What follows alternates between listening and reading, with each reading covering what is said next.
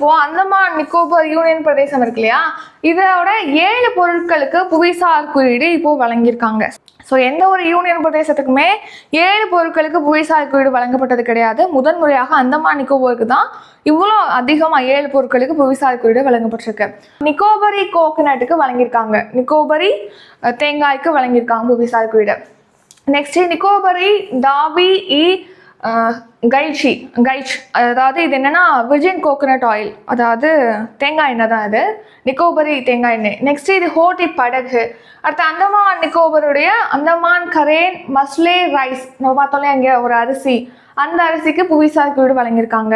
அடுத்து நிக்கோபரி மேட்டுக்கு வந்து புவிசார் குறியீடு வழங்கியிருக்காங்க. இப்போ நம்ம கீழெல்லாம் மேட் போட்டு தானே மிதிக்கிறதுக்கு நடந்து போகிறதுக்கு யூஸ் பண்ணுவாங்களே மேட்டு, அது.